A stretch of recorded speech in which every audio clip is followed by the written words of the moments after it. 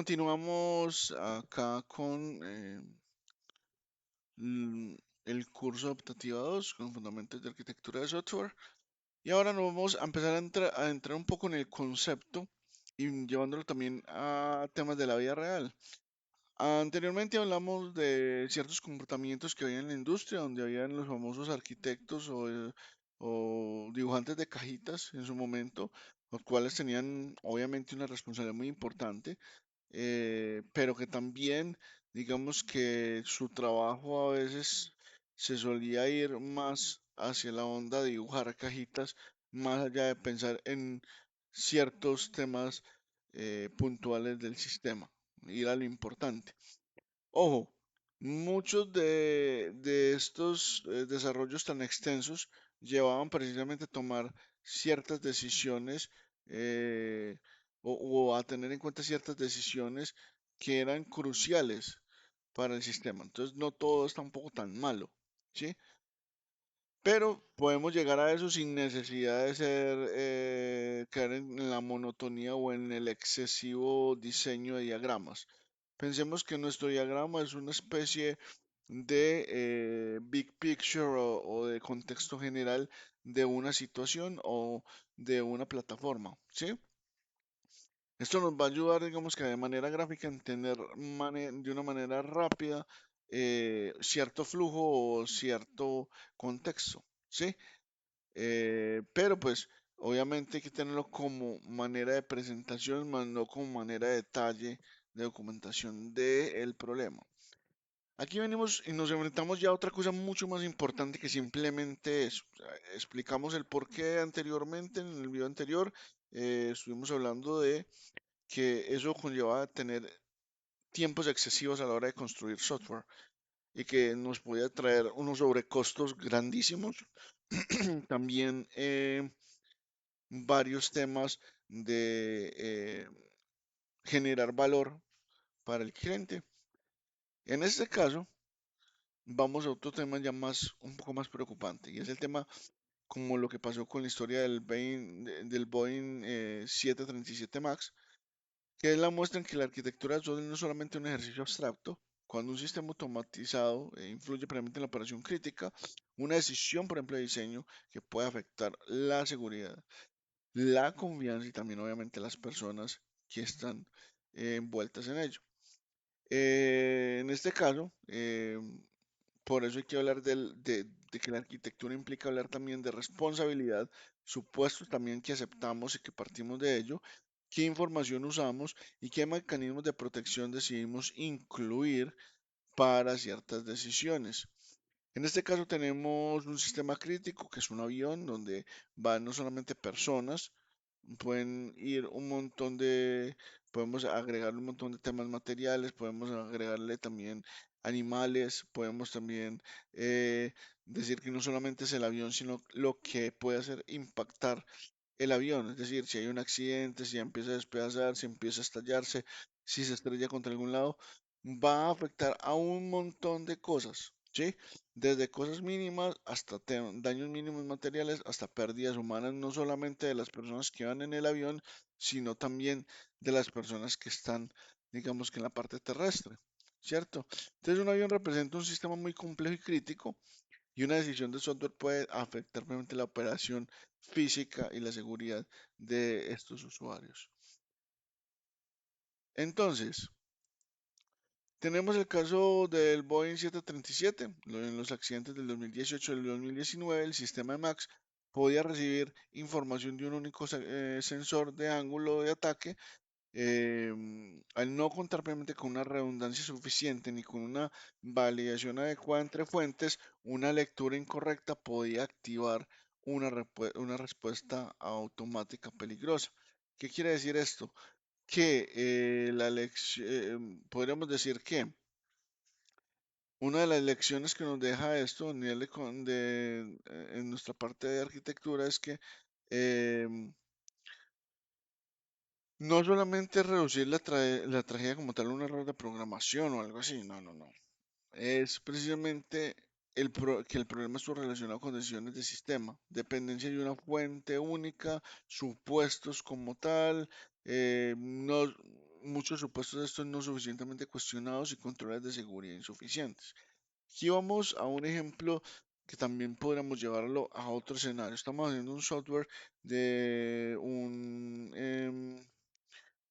pongámosle, de un dispositivo que inyecta cierto mecanismo, ¿sí? ¿Qué pasa con eso? Que nuestro software, por ejemplo, va a inyectar un medicamento. Supongamos que la forma en la mayoría, en un 70-80%, dice que si el pulso está elevado a tanto por ciento o a tantas pulsaciones por minuto, quiere decir de que necesitamos inyectar, ¿cierto? ¿Es un patrón válido? Sí. Pero que ese solo dato nos puede ayudar para inyectar el medicamento, no. Pudiendo irnos, digamos que un poco más al fondo, nos dicen, oye, no es que no solamente, o sea, sí, efectivamente se sube el pulso, pero también la presión en la sangre aumenta o disminuye, bueno, que tenga cierta métrica, y no solamente eso, que adicional a eso tengamos las pupilas dilatadas. Entonces esos tres puntos hacen de que sea fácil identificar cuándo inyectar el medicamento. Entonces la persona se va solamente por la pulsación lo puede llevar a que si está haciendo deporte o está haciendo alguna actividad física, puede que le esté inyectando el doble del medicamento. Entonces, depender de una sola fuente, la verdad, es un error a nivel de arquitectura. Esto se pueden tomar por muchos temas mm, que pueden influir a la hora de tomar estas decisiones, pero normalmente se tienen que tener varias fuentes de la verdad. Entonces aquí tenemos varias cosas que no se tuvieron en cuenta en este caso. Tenemos un dato, tenemos algo automatizado y depende de un solo sensor, ¿sí? En ese orden de ideas debería haber intervención humana, un tema de alerta, un tema de anulación, pero no lo había. ¿Listo? Em, ahora, en este orden de ideas vamos a pasar ya a mirar otro punto de vista.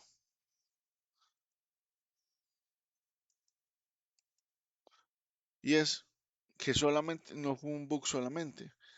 Un bug suele describirse como un comportamiento no intencional de software. En este caso, la reflexión más profunda es que existían decisiones conscientes sobre cómo integrar el sistema, cuánto automatizar y qué nivel de redundancia incorporar. Cuando la arquitectura prioriza rapidez, costo, compatibilidad comercial sobre seguridad y evidencia técnica, el riesgo no desaparece. Eso siempre va a estar ahí. Simplemente queda oculto hasta que las condiciones reales lo hacen visible. ¿Sí? Este tipo de decisiones se puede tomar en cuenta cuando estás haciendo startups, cuando estás haciendo aplicaciones que quizás no tengan un impacto directamente en un ser humano o en dinero. Muy importante. Digamos, primero está toda la parte humana y luego podríamos hablar de temas materiales o temas de dinero, priorizando precisamente las vidas. En este caso, cuando hay dinero también es muy importante eso, porque si es un buque entregó millones de dólares o perdimos millones de dólares, pues ya se harán ya imaginarán ustedes la situación. Entonces, es muy importante tener ese tema. El tema de seguridad también es algo que normalmente no se prioriza, pero es algo que quiere atacar porque en cualquier momento puede ser visible por un ataque o algo así por el estilo, y es algo en lo cual no queremos estar con ello. Entonces, teniendo esto, un sensor único, en este caso una decisión automática, sin redundancia, sin validación, precisamente hace que sea una fuente de falla, así de sencillo. Y es precisamente sobre una premisa equivocada sobre esta decisión arquitectónica. La arquitectura precisamente expresa prioridades. Toda arquitectura es una forma de ordenar prioridades. Se privilegia reducir tiempos de entrega. Se puede ganar velocidad inicial con este tema de sacrificar muchos temas de velocidad versus calidad. Si se privilegia precisamente minimizar infraestructura, se pueden reducir también temas de costos. pero cada beneficio de los que hablamos anteriormente como entre comillas beneficios son consecuencias que se van a hacer visibles de alguna u otra forma.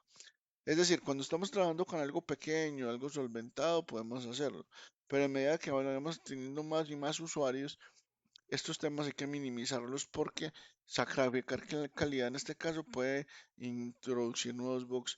Sacrificar infraestructura quiere decir que también vamos a sacrificar escalabilidad. Entonces son temas técnicos que hay que tener en cuenta. En sistemas críticos la pregunta no es solo cuánto cuesta incorporar la protección, sino cuánto cuesta operar sin ella. Y esto es teniendo en cuenta todos los escenarios. Entonces, si no vamos a meter un tema de seguridad, ¿cuánto nos costaría si ese tema de seguridad es vulnerado? Ahí ya se hace una pregunta y dice, uy, me va a costar millones de dólares. No, es mejor blindarnos en eso porque eso nos va a traer este tipo de situaciones. Entonces, por eso la arquitectura responsable compara ambos lados antes de decidir. Obviamente, depende mucho de temas de dinero, temas de recursos, en fin, que terminamos eligiendo a veces no, eh, digamos que mirando ambos lados y decidir de manera correcta, sino que a veces nos toca sacrificar calidad, velocidad por calidad o calidad por velocidad, y ahí es donde vamos, y muchas veces temas de dinero y demás, pero cuando hacemos la pregunta correcta, que es cuando decimos cuánto nos cuesta operar sin ella, es decir, que vamos sin ella y nos descubren en el camino lo que implica, ya sabemos que hay multas y demás, y ahí sí vemos el valor real. Bueno, ahorita estamos hablando de precisamente del fallo y una sola fuente de información puede convertirse en un punto crítico. Cuando una función importante depende de un único sensor, servicio o repositorio de datos, ese elemento se transforma en un punto único de falla. Si su información es incorrecta, el sistema puede tomar decisiones incorrectas con apariencia de certeza. Pues claro, son los datos que tiene. La redundancia no significa duplicar todo sin criterio, significa contar con fuentes independientes, validar discrepancias y definir qué debe hacer el sistema cuando la información es confiable. Entonces, aquí vamos a poner un ejemplo muy sencillo. Ahorita con los automóviles eléctricos tenemos los famosos Tesla, que para tomar una decisión tienen múltiples cámaras y múltiples sensores.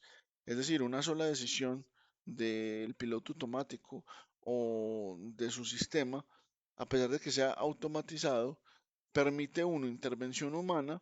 Es decir, el Tesla cuando está en piloto automático y está detectando algo que él no es capaz de controlar, normalmente pide ayuda al piloto para que entre en modo piloto y el modo driver y lo atienda, ¿sí? Como también tiene varios sensores para tomar una decisión y un mucho más acurada o mucho más acorde, donde simplemente llegamos y decimos, bueno, este sensor me está diciendo esto, me está diciendo esto, me está diciendo, es un falso positivo. Básicamente, el ejemplo que les hice de salud. Si yo combino las tres, digo, estaba corriendo, no pasa nada, está bien. La presión está bien, está acorde a lo que está. Sacamos un formulario en el celular, le preguntamos a la persona si estaba trotando. La persona dijo sí, entonces no pasa nada. eh, la presión está normal, en fin, las pupilas están normales. Entonces, cuando pasa ese tipo de cosas, tenemos un punto muy válido y es que tenemos una validación de fuentes. Entonces, esto es algo que es puntual en una arquitectura. Ahora bien, la automatización también, a pesar de todo, necesita límites. Automatizar una decisión no elimina la responsabilidad de diseñar sus condiciones de seguridad. Un sistema automático debe saber cuándo actuar, cuándo pedir confirmación, cuándo ceder el control a una persona. La autonomía sin límites puede hacer que un error pequeño se convierta en una consecuencia, sí, o en una secuencia también difícil de detener. Por eso, cada automatización necesita reglas de activación, mecanismos previamente mecanismos de anulación y comportamientos seguros ante la incertidumbre. Con esto hablábamos, por ejemplo, el tema del Tesla, ese ejemplo cabe puntualmente acá. está automatizado a un punto en el que si él detecta algo, puede pedir ayuda, puede pedir confirmación y simplemente seguir bajo esos parámetros. Ya con esto cubrimos nuestra primera parte de este video, hablando un poco más de todas estas decisiones arquitectónicas que pueden influir en nuestros productos. Así que nos vemos en el siguiente video.